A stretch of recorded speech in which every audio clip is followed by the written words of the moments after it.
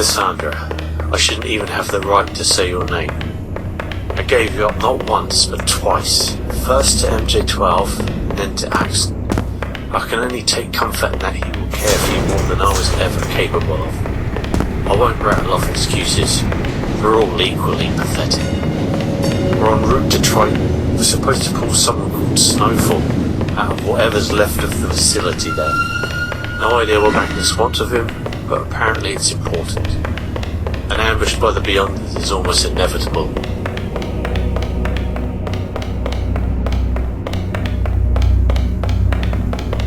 I am sorry for everything, that you inherited immortality, and the only way death will claim you is by external forces. There is no passing away peacefully in your sleep, surrounded by loved ones or family, or those who walk this path. That you inherited Revelion's time powers, that you've had to subject yourself to unimaginable danger time and time again, just to prolong the lives of others in time rooms that you'll never see the fruits of.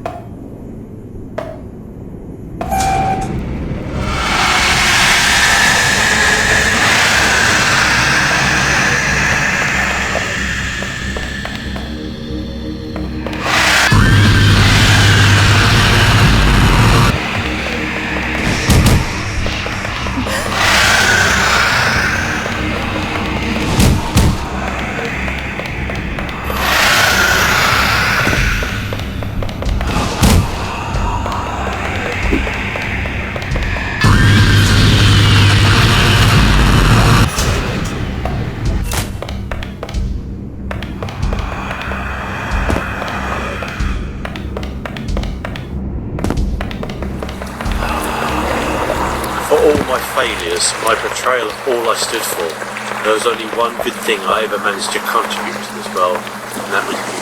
And what world was that? A nightmare where humanity is all but extinct and clinging on for dear life? Desperately evading the inevitable. It's come to think of it was what kick-started this whole thing off, wasn't it?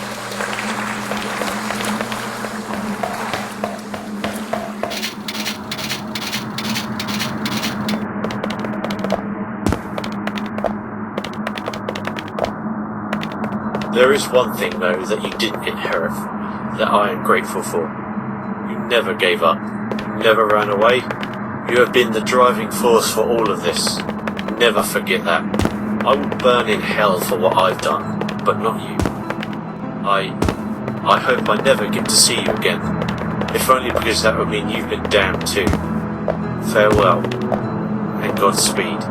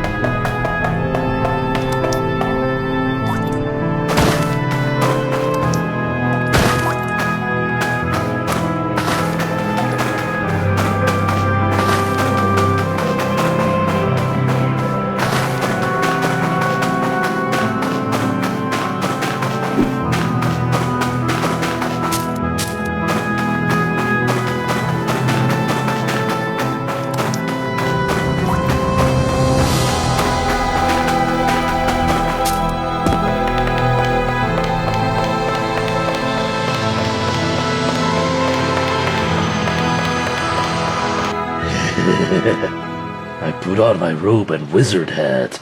Sanglus, wake this instant. We have important work to do. No, get lost. Cretinous fool, this is important. Far beyond your vulgar imagination. You had to have heard it too, correct? Ourselves from a doomed alternate future? Sure I did.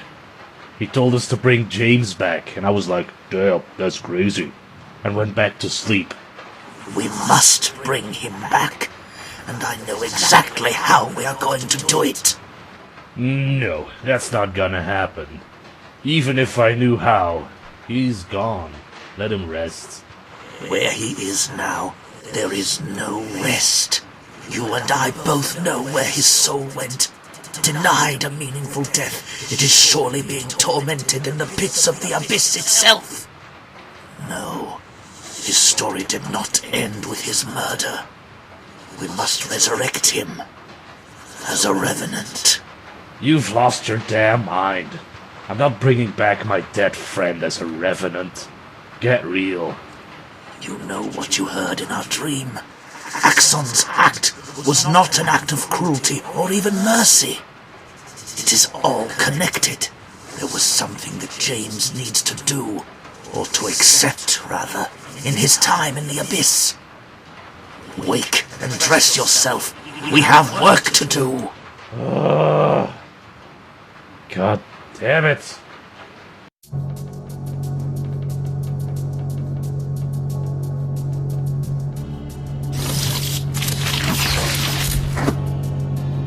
Perfect.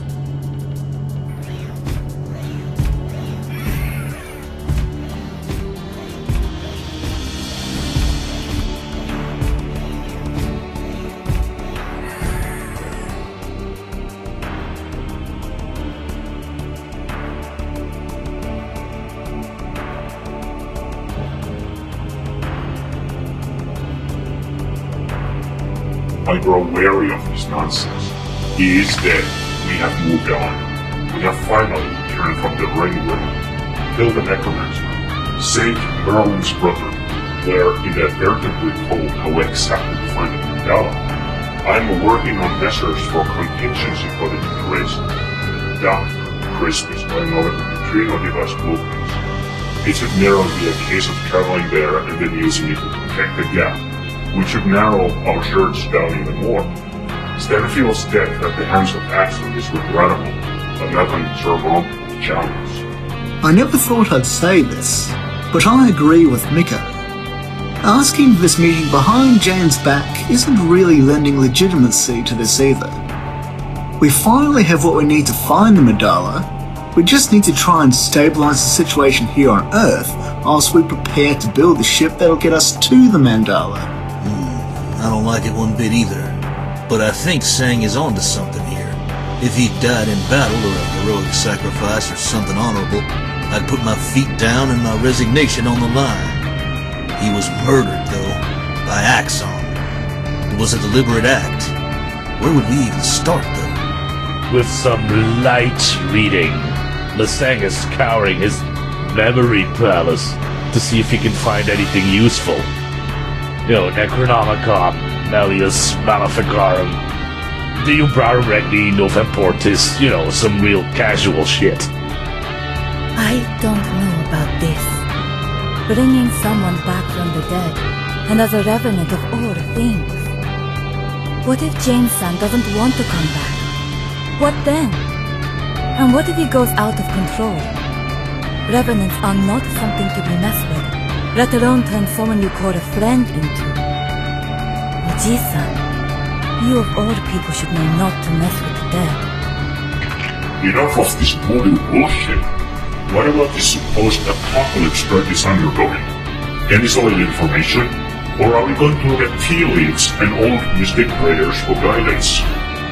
I can't pin down a time frame, but shit went south fast at some points while we were away. I got no idea if this whole brand new continent thing was the catalyst or not. I've talked to Isabella and she's still sorting through the data in that supercomputer, but she promises me it will be juicy stuff. We're talking like antediluvian civilizations and whatnot, the Nakar, Atlanteans, some real wacky shit. In other words, no solid, sane information. Wonderful. Just wonderful. All I've been able to tell is that parts of the planet are uninhabitable now. Mostly the wilderness areas. People have retreated into the cities, which themselves have become nesting ground for more cults and paranormal forces. All of this is creating a runaway cascade effect, and the paradigm have grown huge. Last count I heard, their membership now ranks in the hundreds of millions. Solari must be getting a real kick out of this. Well, what else could we do? At some point we were gonna have to choose between the Mandala and protecting Earth. Even if we left a few of us here to keep things safe, we're just a handful of people. The only thing now is the time is not on our side, and I hope the good doctor can get this ship ready and get us to the Mandala ASAP. You even got a name for this thing? Well, originally I decided on Dr. Crisp's fantastic extrasolar flying machine, since James isn't around to mock me. But I decided that the Argo is a much more nobler name. Well, I am here, and I'm gonna say that Argo is a pretty rad name. Regardless, our first port of call is Beaumont University in the USA. There were rumors of ancient green ruins dug up there, alongside some old-ass necromantic texts. Sounds a bit like what we saw on Ganymede, right? Hold your horses there. I think our time would be better spent towards the Beyonders and the Mandala, don't you think? I think it's finally time we try to recover one of these things and get it under our own microscopes. Unfortunately, last I heard, the reactor on Zeta Base went into meltdown. Apparently it makes Chernobyl look like a minor inconvenience. So we can't retrieve the body from there. However, I know for a fact that they found a Beyonder's corpse in Antarctica some time ago. Boy, it's too bad we can't do both. I mean, there's only a handful of us, so... Oh, wait. How about us, the genius techno-wizards, head to Antarctica, while you magical losers can go back to school? Bringing one of those things here sounds like the mother of all bad ideas. On top of the other really bad idea involving revenants. Even if it's dead, we know that don't stop it screwing with reality. Necessity breeds innovation. We just need to trust our science team to come up with a solution. I have faith in them. Okay, let's get to it then. We have our objectives. Let's move out!